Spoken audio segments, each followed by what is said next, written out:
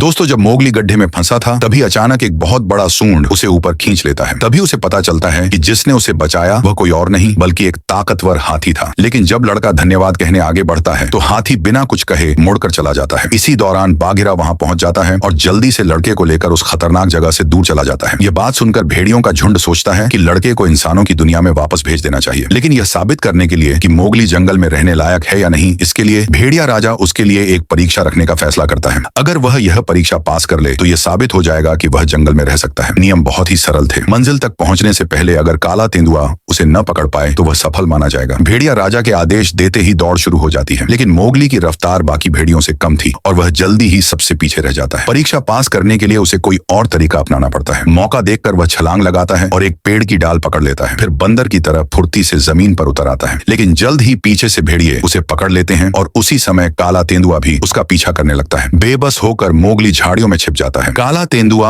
आकार में बड़ा होने के कारण झाड़ियों के अंदर नहीं घुस पाता, लेकिन उसकी खुशी 2 सेकंड भी नहीं टिकती, क्योंकि तेंदुआ अपने पंजों से डालियां तोड़ने लगता है। जब उसे लगता है कि अब वह पकड़ा ही जाएगा तो मोगली अचानक झाड़ियों से बाहर भाग निकलता है। काला तेंदुआ थोड़ी देर के लिए अंदर ही फंस जाता है। बच निकलने के बाद मोगली तेजी से भेड़ियों के झुंड के पास पहुंच जाता है, लेकिन जैसे ही वह मंजिल तक पहुंचने ही वाला होता है, काला तेंदुआ बगल से आकर उस पर झपट पड़ता है। इसका मतलब यह था कि भेड़िया राजा द्वारा दी गई परीक्षा में वह पूरी तरह असफल हो गया। आखिरकार मोगली को इंसानों की दुनिया में वापस भेज दिया जाता है।